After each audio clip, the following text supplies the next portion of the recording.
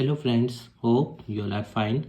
Today we are going to start our chapter number 1 of class 12th Political Science, book number 2, and the name of chapter is Challenges of Nation Building. Basically इस chapter के अंदर हम cover करेंगे कि जब India आज़ाद होने वाला था तो हमारे सामने कौन कौन से चैलेंजेस थे। ईस्ट पाकिस्तान और वेस्ट पाकिस्तान को अपने देश से निकालना या फिर और जो भी 543 रियासतों को एक साथ मर्ज करना, वो सब चैलेंजेस जो थे हमारे सामने, कैसे लिंग्विस्टिक चैलेंजेस, वो सब चीज़ें हम इस चैप्टर के अंदर कवर करेंगे। So let us start. Challenges of the new nation at the hour of midnight 14 and 15 अगस्त, क्योंकि 14 अगस्त को पाकिस्तान आज़ाद हुआ, मतलब east Pakistan and west Pakistan निकला, और 15 अगस्त को हमारा बना है। तो 14 एंड 15 अगस्त 1947 इंडिया अटेन्ड इंडिपेंडेंस, भारत को उसकी आज़ादी मिली। Jawaharlal Nehru the first prime minister of free India, और जवाहरलाल नेहरू स्वतंत्र भारत के पहले प्रधानमंत्री बने। The famous tryst and destiny speech given by Jawaharlal Nehru ji के जो द्वारा ये फेमस स्पीच दी गई, जिसके अंदर जवाहरलाल नेहरू जी ने कहा कि लोगों के इतने लंबे संघर्ष के बाद उन्होंने अपनी किस्मत अब वो खुद लिखेंगे। ठीक है। इंडिया हैड 2 गोल्स, भारत के 2 गोल्स थे आज़ादी के बाद। ऑलमोस्ट एवरीवन एग्रीड, और हर कोई इस पे एग्री करता था। जैसे पहला तो था कि we shall run our country through democratic government, सबसे पहले तो हमारे यहाँ जो सरकार बनेगी वो लोकतांत्रिक सरकार होगी। क्यों ऐसा था? क्योंकि देखो, आप जानते हो इंडिया के अंदर बहुत सारी डाइवर्सिटीज़ है, कल्चरल, रिलीजियस, तो सबको एक साथ लेके चलना बहुत ज़रूरी था। And that the government will run for the good of all, और दूसरा गोल हमारा ये था, जो देश की सरकार होगी वो समाज के हर व्यक्ति, हर वर्ग के लिए काम करेगी, किसी व्यक्ति विशेष के लिए काम नहीं करेगी। 3 चैलेंजेस थे जो आज़ाद होने के, जैसे ही हम आज़ाद हुए हमारे सामने 3 सबसे बड़ी समस्याएं थी, 3 तरह की। इमीडिएट प्रॉब्लम्स जो तुरंत सॉल्व करनी थी, मिड टर्म प्रॉब्लम जो मतलब थोड़ा टाइम लेके, और लॉन्ग टर्म जो लंबे समय के चैलेंजेस थे। तो सबसे पहले हम इमीडिएट प्रॉब्लम्स को पढ़ते हैं। Territorial and administrative integration of the princely state. देखो, इंडिया आज़ाद हो गया, अब सबसे पहला चैलेंज हमारे सामने ये था कि जो हमारे देश में रियासतें हैं उनको भारत में मर्ज करना और एक अखंड भारत बनाना। पर अंग्रेज़ों ने जाते वक्त कानून के अंदर इस तरह का पेंच डाल दिया था कि अगर रियासतों की मर्जी है कि वो फ्री रहना चाहते हैं या इंडिया का पार्ट हो बनना चाहते हैं, तो ऐसे में कई बार चैलेंज हो जाता है फिर उनको अपने में मिलाना। तो कम्युनल रियोट्स दैट अकम्पेनिड पार्टीशन, क्यों? क्योंकि हमारा देश जो था वो अभी बटा था, ठीक है ना, और सांप्रदायिक दंगे हुए थे, वो आप जानते हो, हिंदू मुस्लिम वाले। Rehabilitation of refugee, rehabilitation of refugee मतलब जो उस साइड से इस साइड आए थे, ठीक है ना, ईस्ट पाकिस्तान और वेस्ट पाकिस्तान से जो इंडिया की टेरिटरी में आए थे उनको रिहेबिलिटेट भी करना था, उनका भी तो डेवलपमेंट सोचना था। Who had migrated from Pakistan, क्योंकि ब्रिटिशर्स ने कहा था भाई इंडिविजुअल्स की मर्जी है, जो जिधर रहना चाहता है वो उधर जा सकता है। दूसरा उसमें ये भी था कि पार्टीशन के वक्त की जो मुस्लिम यहीं रहना चाहते हैं वो यहाँ रह लें, तो उनकी भी सिक्योरिटी प्रोटेक्ट करनी थी। तभी तो हमारे यहाँ आप जानते हो आर्टिकल 29 और 30 है इंडियन कॉन्स्टिट्यूशन में, प्रोटेक्शन ऑफ माइनॉरिटी, माइनॉरिटी के अधिकारों की रक्षा। Protection of Muslims threatened by communal groups, बहुत ज़रूरी था इनकी रक्षा करना जो इंडिया में स्टे कर रहे थे, जो वार के वक्त पाकिस्तान नहीं गए। रिस्टोरेशन, और देश में सबसे बड़ा चैलेंज तो ये था लॉ एंड ऑर्डर मेंटेन करना, क्योंकि आप जानते हो, आपने मूवीज़ भी देखी होंगी कि उस टाइम कितना खून बहा गया था। पॉलिटिकल स्टेबिलिटी, देश के अंदर ऐसी सरकार बनानी जो स्टेबल हो, जो देश के अंदर सभी वर्गों का डेवलपमेंट कर सके। Putting in place N administrative system, एक अच्छी व्यवस्था स्थापित करनी। और दूसरा ये भी था, संविधान भी तो लिखना था, संविधान भी तो बनाना था इस देश का, ठीक है ना। संविधान सभा को जिम्मेदारी दी गई थी। 9 दिसंबर 1946 को पहली मीटिंग हुई थी और 6 दिसंबर 1946 को संविधान सभा बनी थी। Administrative system threatened with breakdown because of partition, और पार्टीशन होने के बाद जो ऑफिसर्स थे या जो ऑफिसेज थे वो भी तो आधे आधे बट गए, जो उन इलाकों के ऑफिस थे वो वहाँ चले गए, तो उन्हें दोबारा से नई एडमिनिस्ट्रेटिव व्यवस्था लाना भी एक इमीडिएट चैलेंज था। मीडियम टर्म प्रॉब्लम्स क्या क्या थी? जैसे सबसे पहले फ्रेमिंग अ कॉन्स्टिट्यूशन, इतने बड़े डाइवर्स देश के लिए एक अच्छा संविधान बनाना पहली प्रॉब्लम मतलब चैलेंज था। Building a representative democracy generally उसको बोलते हैं जहाँ पे जो रूलर्स होते हैं वो जनता के द्वारा चुने जाते हैं, और सिविल लिबर्टेरियन पॉलिटिकल ऑर्डर, और जनता को स्वतंत्रता होती है अपनी मर्जी से अपने राजनीतिज्ञों को चुनने की। तो ये हमारे लिए चैलेंज था उस टाइम, और आज भी हमारे यहाँ यही व्यवस्था है कि जनता अपनी मर्जी से अपने डेमोक्रेटिक लीडर्स को इलेक्ट करती है। ऑर्गेनाइजिंग इलेक्शंस ऑर्गेनाइज कराना, क्योंकि डेमोक्रेटिक गवर्नमेंट बनाने का चैलेंज था।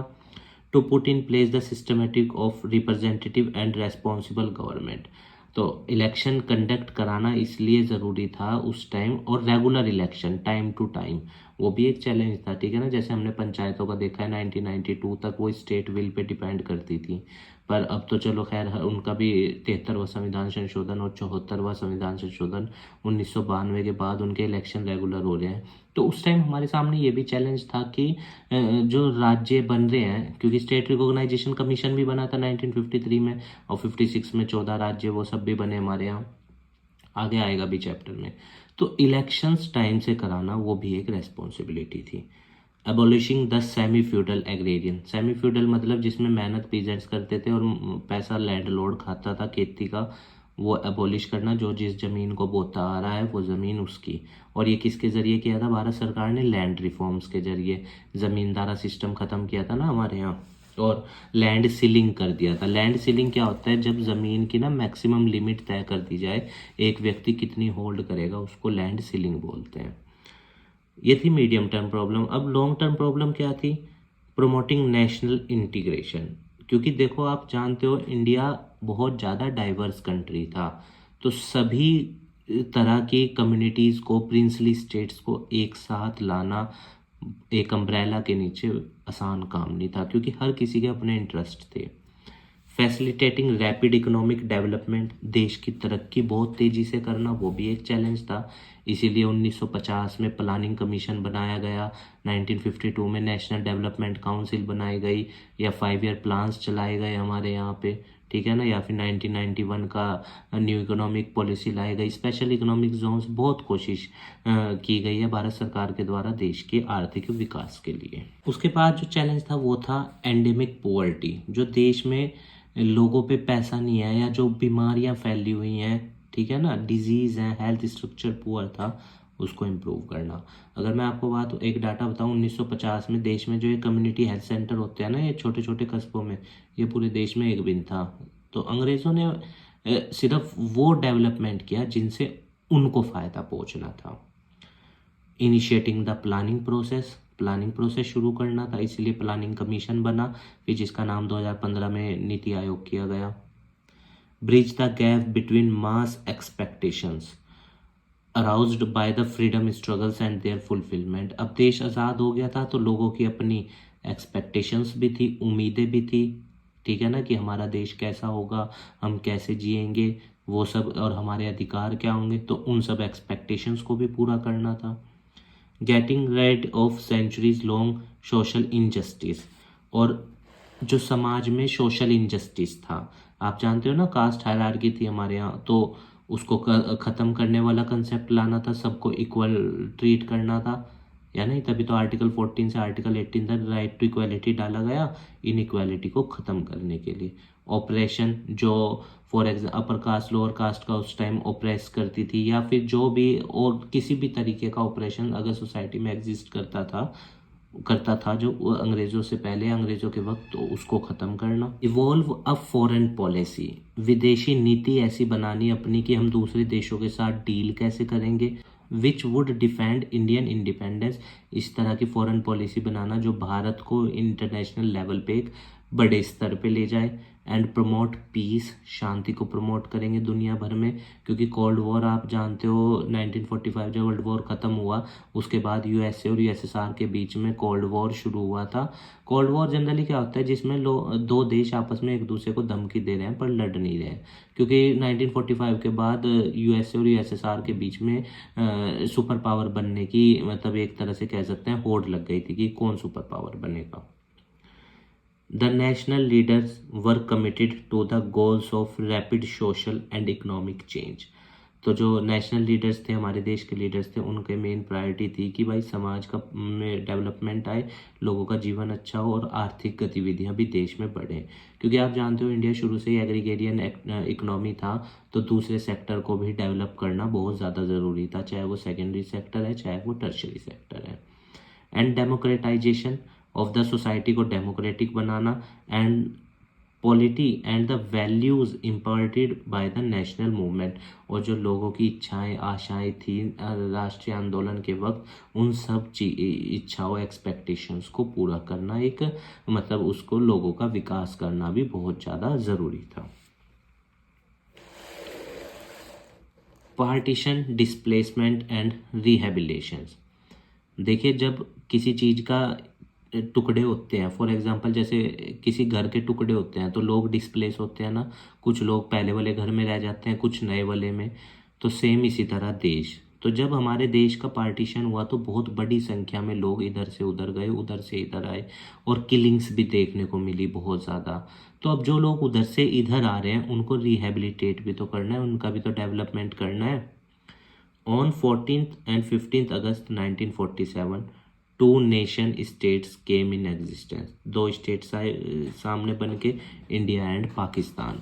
पाकिस्तान को आप ईस्ट पाकिस्तान और वेस्ट पाकिस्तान कहेंगे 1971 तक, जब तक बांग्लादेश नहीं बना था तब तक तो ईस्ट पाकिस्तान और वेस्ट पाकिस्तान ही था 47 से। According to the two nation theory advanced by Muslim League ने दी थी ये two nation theory, India consisted of not but two people. तो इस संस्था का, ये मुस्लिम लीग आप जानते हो, मोहम्मद अली जिन्ना वो सब, तो इनका ये मानना था कि भारत जो है वो सिर्फ हिंदुओं का ही नहीं है, उसमें और भी कम्युनिटी है, और भी रिलीजियन के लोग हैं, दैट इज़ मुस्लिम दैट। और उनका ये मानना था कि इस देश में मेजॉरिटी में हिंदू हैं और इनका डेवलपमेंट नहीं हो सकता, तो वो इसलिए मुस्लिम लीग चाहती थी कि उन्हें अलग देश, अलग जगह मिले, मतलब जहाँ पे मुस्लिम्स रह सके। That is why it demanded Pakistan, इसलिए पाकिस्तान की डिमांड की गई, a separate country for the Muslims. ठीक है, अब हालांकि आप देख लो क्या हुआ अलग होके, कुछ भी नहीं, आज वहाँ पे बैंकरप्ट होने वाला है, इतना ज़्यादा उनका फॉरेन लोन बढ़ गया है, तो कोई फ़ायदा नहीं हुआ।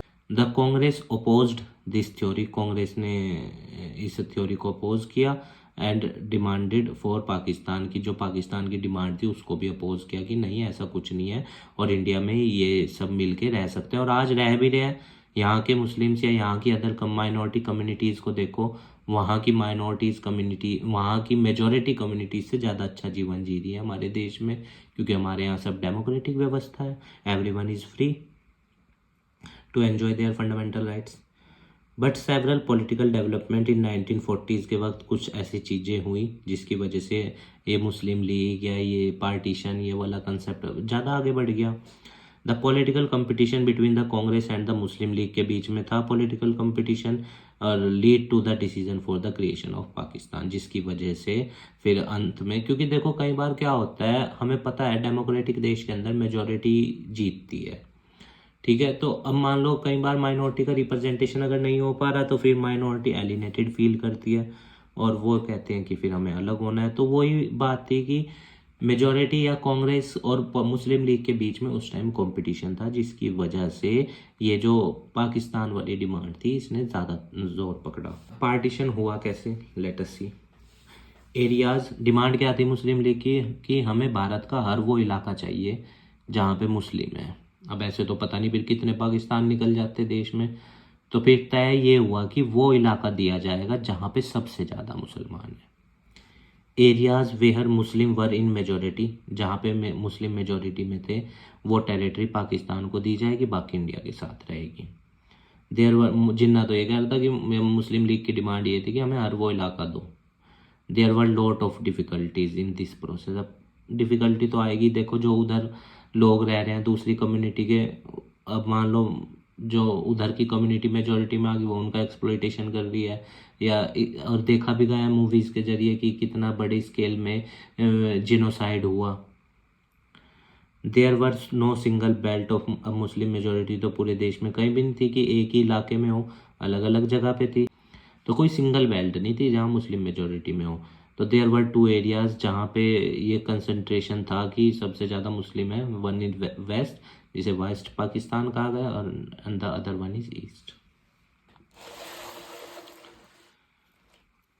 So it was decided that the new country Pakistan will comprise 2 territories. तो ये डिसाइड हुआ कि भाई पाकिस्तान की 2 टेरिटरीज होंगी, west Pakistan and east Pakistan. Not all Muslim majority areas, पर बहुत सारी जगह ऐसी भी थी जहाँ मुस्लिम्स थे पर वो पाकिस्तान के साथ जाना नहीं चाहते थे, ठीक है। Wanted to be in Pakistan, ठीक है। खान अब्दुल गफ्फार खान, इनको फ्रंटियर गांधी भी कहा जाता है, और खान अब्दुल गफ्फार खान जी ही पहले फॉरेनर हैं जिनको भारत रत्न मिला था। दूसरे नेल्सन मंडेला है, ध्यान रखना। 2 विदेशियों को आज तक भारत रत्न मिला है, एक ये है और एक नेल्सन मंडेला। तो खान अब्दुल गफ्फार खान जी को फ्रंटियर गांधी भी कहा जाता है, और इन्होंने इस थ्योरी को अपोज किया, 2 नेशन थ्योरी को। और पर इनकी आवाज़ पे उस वक्त ध्यान नहीं दिया गया, क्योंकि लोगों के सेंटिमेंट बहुत हाई थे कि हाँ हमें तो अपना देश चाहिए, अपना देश चाहिए। अब दे दिया उन्हें देश, क्या हुआ? कुछ भी नहीं, भूखे मर रहे हैं वो लोग। 2 of the Muslim majority province, अब कौन कौन थे ब्रिटिश इंडिया में जहाँ सबसे ज़्यादा मुस्लिम थे? 2 प्रोविंस प्रांत, पंजाब और बंगाल प्रांत। तो पंजाब प्रांत का सिंध वाला इलाका सारा उन्हें दिया, और बंगाल का ईस्ट बंगाल। तभी तो आज हमारे पास कौन सा बंगाल है? West Bengal. Had very large areas where the non Muslim were. तो इन 2 इलाकों में सबसे ज़्यादा मुस्लिम्स थे, ये टेरिटरीज उन्हें दे दी गई। इट वॉज डिसाइडेड, ये डिसाइड हुआ that these 2 province would be bifurcated according to the religious majority at the district और इवन लोअर लेवल। और इन 2 इलाकों को भी कैसे बांटा जाएगा, मतलब कि रिलीजियस डोमिनेंस कितनी, रिलीजियस मेजोरिटी किस डिस्ट्रिक्ट में कितनी है, तो जो बड़ी होगी उसको बड़ा जिला दे दिया जाएगा, और जो छोटी होगी वो उस हिसाब से देखा जाएगा।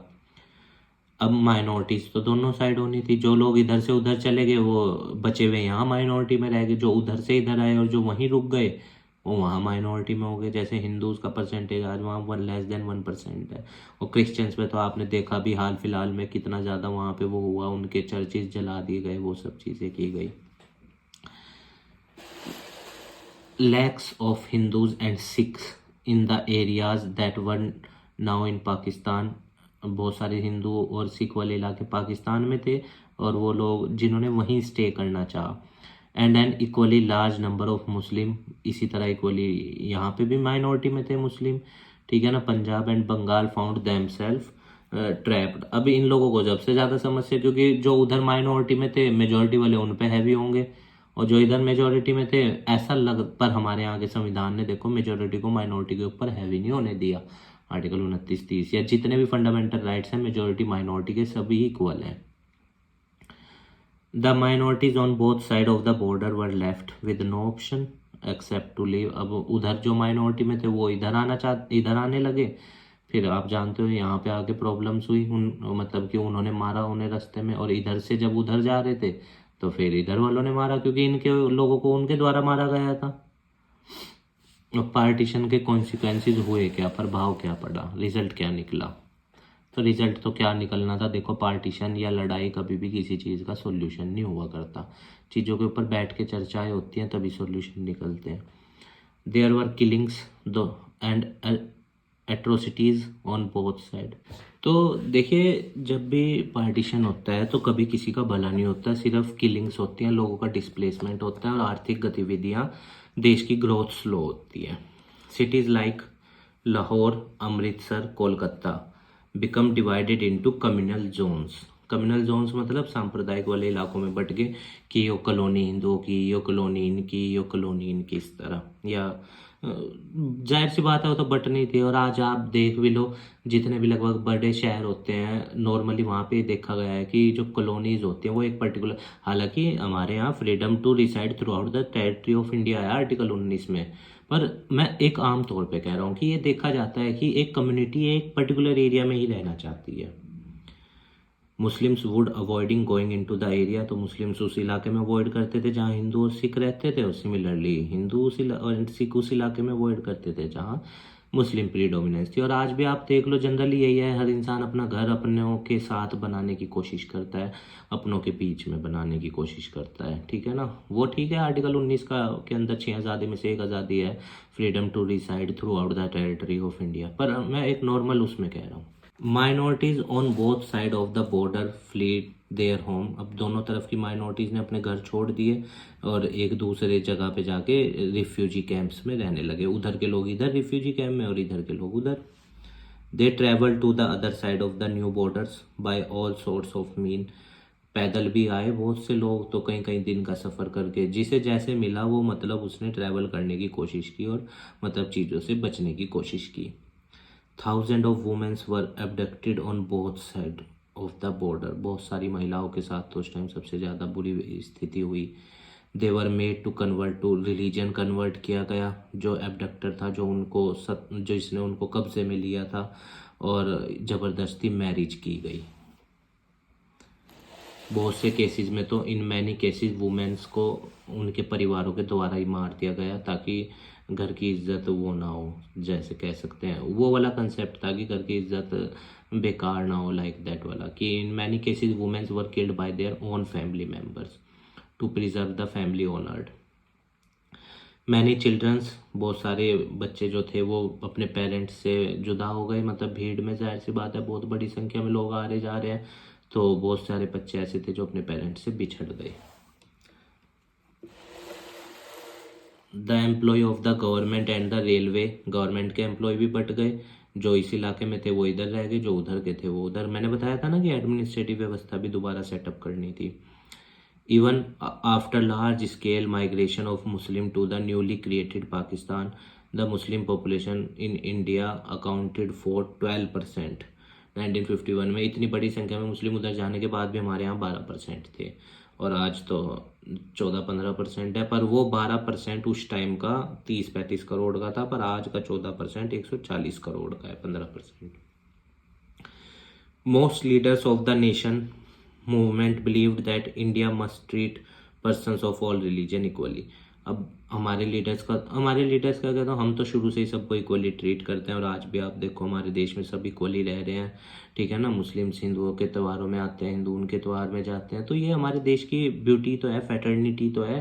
प्रियम्बल के अंदर वर्ड है इंटीग्रिटी मेंशन, तो ये सब चीज़ें हमारे देश को यूनाइट बनाती हैं।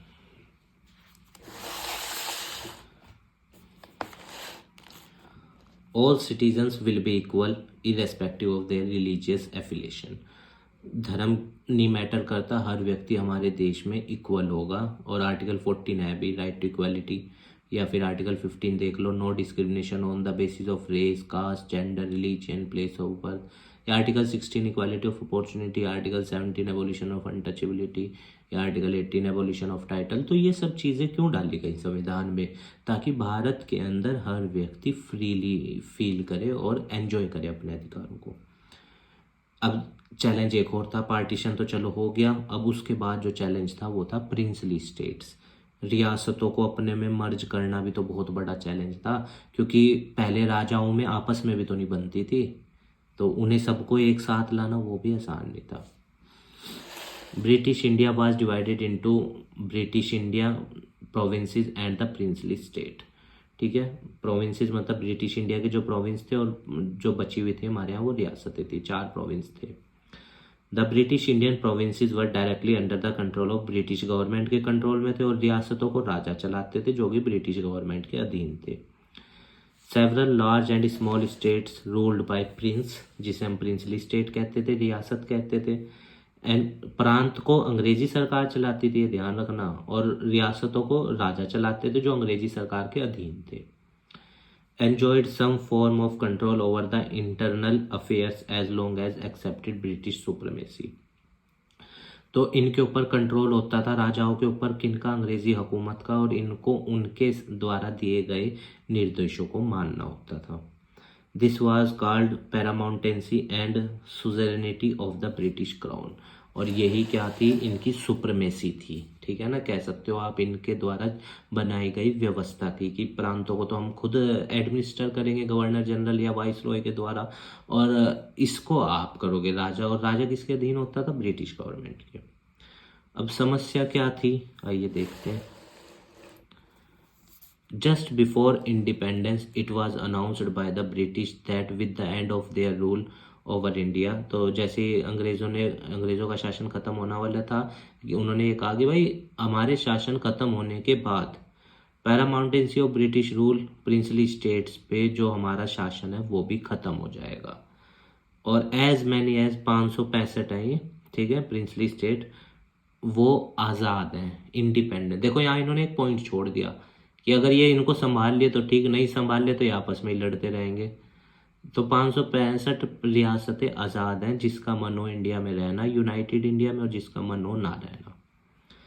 The British government took the view that these states were free to join. अब इन्होंने कह दिया कि भाई तुम्हारी मर्जी है, चाहे इंडिया को ज्वाइन करो, चाहे पाकिस्तान को ज्वाइन करो, चाहे स्वतंत्र। First of all the rulers of Travancore announced that the state had decided an independence followed by the Nizam of Hyderabad. तो त्रावणकोर के रूलर ने पहले कहा कि भाई हम तो स्वतंत्र रहेंगे, फिर हैदराबाद के निज़ाम ने भी कहा, बाद में वो तो मान गया था, पर हैदराबाद के निज़ाम ने दिक्कत करी थी। This was a strange situation since the बाकी सब रियासतें इंडिया में मर्ज हो गई थी। This was a strange situation since the India independence was aimed, क्योंकि भारत की स्वतंत्रता यूनिटी को डिस्क्राइब करती थी, सेल्फ डिटर्मिनेशन को, डेमोक्रेसी को। अब ये दो ऐसी थी रियासतें जो अलग रहना चाहती थी, इंडिपेंडेंट। अब मान लो दो तो देश पहले ही निकल गए ईस्ट वेस्ट, अब इन्हें भी अलग करें तो फिर और प्रॉब्लम्स, फिर कल को कोई और खड़ा हो जाएगा कि हमें भी अलग करो। गवर्नमेंट्स अप्रोच, तो गवर्नमेंट ने क्या अप्रोच अपनाया? The Muslim League took the view that the state should be free to adopt any course they want. तो मुस्लिम लीग का व्यू ये था कि भाई जिस रियासत का जो मन है वो उसको ज्वाइन करे। Sardar Patel was India's deputy prime minister and the home minister थे उस टाइम के सरदार पटेल जी हमारे। He played a historic role in negotiating with, तो इन्होंने रियासतों के राजाओं को समझाया डिप्लोमेटिकली, और या जैसे भी कि आप सब यूनाइटेड इंडिया का हिस्सा बने रहें, इंडियन यूनियन में शामिल हो जाए। The government approach was guided by 3 consideration, 3 थी इसमें मेन वो। जैसे पहला, the people of most of the princely state, जो अधिकतर रियासतों के लोग थे वो तो भारत में ही रहना चाहते थे, इंडियन यूनियन में, इसलिए बहुत सारी रियासतें तुरंत ही भारत का हिस्सा बन गई। The government was prepared to be flexible, government flexible रहेगी हर रीजन के लिए, मतलब क्योंकि देखो हर रियासत की सिचुएशन अलग थी, तो इसलिए हर किसी के लिए सरकार हर रियासत के लिए फ्लेक्सिबल रहेगी। The backdrop of partition which brought into focus the contest over the democratisation of territory, the integration and consolidation of the territorial boundaries of the nation had assumed supreme importance. और भारत सरकार की main priority होगी कि अपनी जो territories हैं उनको मर्ज करना, उनकी रक्षा करना, उनका डेवलपमेंट करना, उनको अपने में इंटीग्रेट करना। The rulers of most of the states signed a document called the instrument of association. इसका नाम जरूर ध्यान रखना, आप बोर्ड में पूछ ना ले आपसे कि किस संधि के तहत अधिकतर रियासतें हमारे में मर्ज हुई। इंस्ट्रूमेंट ऑफ एसोसिएशन, ठीक है। तो इस संधि के तहत सब जो अधिकतर रियासतें थी वो इंडियन यूनियन का पार्ट बन गई। पर जैसे निज़ाम ऑफ हैदराबाद, ये नहीं मानना, तो इसके बारे में पढ़ लेते हैं। ये हैदराबाद जो था वो सबसे बड़ा प्रिंसली स्टेट था। अच्छा, फिर निज़ाम अमीर आदमी भी था, ठीक है। Some part of the old Hyderabad state are today part of, जो पुराने, आज तो हैदराबाद आपको छोटा दिखेगा, पर उस टाइम पुराने हैदराबाद के कुछ पार्ट आज महाराष्ट्र, कर्नाटक और आंध्र प्रदेश के भी हिस्सा हैं, क्योंकि बाद में स्टेट रीऑर्गेनाइजेशन एक्ट बना था। It rulers carried the title, जो इसके शासक होते थे हैदराबाद के, उनको निज़ाम बोला जाता था, और निज़ाम जो थे वो दुनिया के अमीर, मतलब सबसे अमीर लोगों में से एक थे। The Nizam wanted an independent, क्योंकि उन्हें पता था ये बात कि अगर मान लो हम इंडियन यूनियन में मर्ज हो जाते हैं तो फिर ये जो शाही चीज़ें हैं या ये जो चीज़ों के ऊपर कंट्रोल है वो सब चला जाएगा, इसलिए वो नहीं मर्ज होना चाह रहे थे। अच्छा, फिर वो मुस्लिम लीग वाला भी थोड़ा कंसेप्ट था। The Nizam wanted an independent status for, Hyderabad के लिए इंडिपेंडेंट स्टेटस चाहते थे, तो इन्होंने स्टैंड स्टिल एग्रीमेंट साइन किया कि ना तो हम इंडिया का हिस्सा हैं ना हम पाकिस्तान के हिस्सा हैं, हम अभी इंडिपेंडेंट हैं। With India in November 1947 for a year while negotiating with Indian government were going on, जब नेगोशिएशन चल रहा था तो उन्होंने स्टैंड स्टिल पे रहे कि ना तो हम अभी इंडिया का हिस्सा है ना हम अभी किसका हिस्सा है, पाकिस्तान का। A movement of the people of Hyderabad. अब हैदराबाद के जो लोग थे वो निज़ाम से बहुत परेशान थे, तो उन्होंने निज़ाम के खिलाफ मूवमेंट शुरू कर दिया कि नहीं भाई, हमें तो इंडिया का हिस्सा रहना है, हमें तेरे साथ नहीं रहना है। द पीजेंट्री इन तेलंगाना, जो आज का रीजन है तेलंगाना, उस इलाके के जो पीजेंट्स थे, peasantry in Telangana region raise against him, वो इसके खिलाफ खड़े हो गए निज़ाम के। वुमेन्स ने भी इस आंदोलन को ज्वाइन किया बहुत बड़ी संख्या में। Hyderabad town was the nerve centre of this movement, और मेन ये आंदोलन कहाँ से चलाया जा रहा था? हैदराबाद से। द निज़ाम रेस्पॉन्डेड, अब निज़ाम ने लोगों की आवाज़ दबाने की कोशिश करी, उसने अपनी फोर्स का यूज़ किया, मिलिट्री का यूज़ किया, जिनको राजाकर्स कहा जाता था, ठीक है। पर सेंट्रल गवर्नमेंट ने इस सिचुएशन को टैकल किया, इस सिचुएशन को रोका, निज़ाम को कंट्रोल किया अपनी आर्मी को भेज के। After few days of fighting, कई दिन तक निज़ाम के साथ लड़ाई चली, निज़ाम ने सरेंडर किया और हैदराबाद भारत का हिस्सा बन गया। मणिपुर, अब मणिपुर का भी पढ़ लेते हैं। A few days before independence, से आज़ादी से पहले, द महाराजा ऑफ मणिपुर के जो महाराजा थे Bodhchandra Singh signed the instrument of association, इन्होंने भी साइन किया इंडियन गवर्नमेंट के साथ कि हाँ मैं भारत का हिस्सा बन के रहूँगा। On the assurance that the internal autonomy, और किस बेस पे कि ठीक है हम भारत का हिस्सा बनेंगे पर हमारे इलाके में मेरी चलेगी, इसने ये शर्त रखी थी। Under the pressure of public opinion the Maharaja had elections, अब पब्लिक ने इसके ऊपर दबाव बनाया कि ठीक इसके इलाके की पब्लिक ने कि जब पूरे इंडिया में इलेक्शन हो रहे तो तुम क्यों नहीं करा रहे अपने यहाँ, तो फिर इसने भी इलेक्शन कराए 1948 में, और इसके अंदर इस ये राज्य क्या बन गया? कॉन्स्टिट्यूशनल मोनार्की, मतलब यहाँ पे बोधाचंद्र सिंह की भी चलेगी और संविधान भी चलेगा, मतलब इंडिया का, ठीक है। कॉन्स्टिट्यूशनल मोनार्की होती है जहाँ राजा संवैधानिक वे में चलता है, संविधान के हिसाब से चलता है। The government of India succeeded in pressuring the Maharaja, पे प्रेशर बनाने पे सरकार कंट्रोल रही, और 1949 में महाराजा जो था वो इंडिया की अंदर क्या हो गया, मतलब मर्ज हो गया विदाउट कंसल्ट, अब मर्जर एग्रीमेंट इन सितंबर 1949, और इसने कंसल्ट भी नहीं किया था किससे? लेजिस्लेटिव असेंबली से, मणिपुर की। This caused a lot of anger and resentment in Manipur, और मणिपुर के अंदर इससे बहुत ज़्यादा क्या हो गया, राजा के खिलाफ कह सकते हो आपकी, मतलब लोगों के मन में भावना ऑपरेशन की आ गई कि भाई इस राजा ने बिना हमसे बताए कैसे एग्रीमेंट साइन कर दिया, लेजिस्लेटिव असेंबली से जो जनता के द्वारा चुनी गई थी उससे के बिना कैसे इसने कर दिया। अब वो तो उसने तो प्रेशर में गया था और उसकी मजबूरी भी थी, क्योंकि परे चाइना वाला कंसेप्ट भी आप जानते हो। रीऑर्गेनाइजेशन ऑफ स्टेट्स, अब रियासतें मिल गई, अब इंडिया को स्टेट्स में भी बांटना था, क्यों? क्योंकि डाइवर्सिटीज बहुत ज़्यादा थी, अलग अलग जगहों के अलग अलग कल्चर और ट्रेडिशंस थे। The boundaries had to be drawn in a way so that linguistic, भाषा, cultural plurality of the country, जो थी कल्चरल प्लूरैलिटी, मतलब कि इतने सारे कल्चर हमारे देश में थे, वो सब सुरक्षित रहें और एक दूसरे के कल्चर पे हैवी ना हो, ठीक है।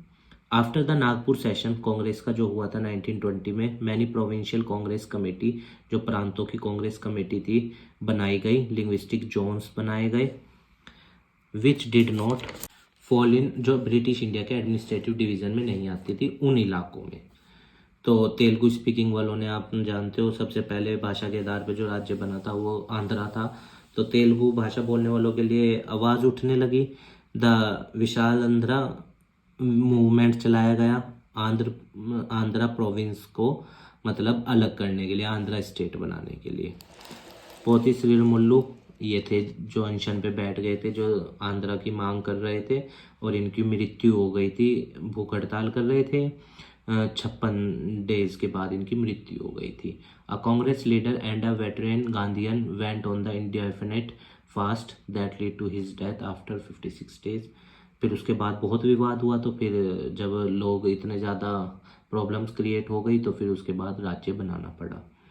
This cause great unrest and resulted in the violent outburst in Andhra Pradesh में जगह जगह पर दंगे या और समस्याएं होने लगी इनकी मृत्यु के बाद। Finally the prime minister announced the formation of a separate Andhra state in December 1952 में। उन्होंने कहा कि ठीक है हम ये बना देंगे अलग राज्य। These struggle forced the central government in appointing, तो जब ये स्ट्रगल चलता रहा तो 1953 में स्टेट रीऑर्गेनाइजेशन कमीशन बना। इसको अंडरलाइन कर लेना, ध्यान रखना इसका year. The states reorganisation act बना 1956 में, एक कानून पास हुआ और भारत के अंदर 14 राज्य और 6 यूनियन टेरिटरीज बनी उस टाइम। तो और आज कितने स्टेट्स हैं, कितनी यूनियन टेरिटरीज हैं, आप हमें कमेंट बॉक्स में बताना। अब कुछ स्टेट्स हैं जैसे जो बने उनके नाम देख लीजिए आप। महाराष्ट्र और गुजरात निकले बॉम्बे प्रांत में से 1965 में। 1966 में पंजाब, हरियाणा और हिमाचल प्रदेश यूटी था, याद रखना, पर 1971 में वो स्टेट बन गया था। मेघालय असम में से निकला 1972 में। मणिपुर, त्रिपुरा 1972 में ही, ठीक है। और the state of Mizoram and Arunachal Pradesh 1987 में। नागालैंड 1963 में, और फिर 2000 सन में बना, जैसे उत्तराखंड बना, और या फिर अपना बहुत सारी जगह जैसे झारखंड, उड़ीसा, तो वो आप देख लीजिएगा, ठीक है। तो उम्मीद है गाइस आपको चैप्टर समझ में आया होगा। हमारे काम को सपोर्ट करने के लिए वीडियो को लाइक कीजिएगा, अपने दोस्तों के साथ शेयर कीजिएगा, हमारे चैनल को भी सब्सक्राइब कर दीजिएगा। और देखिए स्टूडेंट, अगर किसी पॉइंट से आपकी कोई भावना हर्ट हुई है तो मैं आपसे उसके लिए क्षमा मांगता हूँ, क्योंकि मेरी कोई इंटेंशन नहीं है आपकी किसी भावना को हर्ट करने की। मैं भी एक लर्नर हूँ, पॉलिटिकल साइंस का स्टूडेंट हूँ, तो इसीलिए बस जो मेरा व्यू है वो मैंने एक्सप्रेस करने की कोशिश की है। आप स्वतंत्र रहिए, चीज़ों को एज अ लर्नर ही इनटेक कीजिएगा, और आप स्वस्थ रहिए, खूब लाइफ में आगे बढ़िए, यही हमारी मनोकामना है। धन्यवाद स्टूडेंट्स।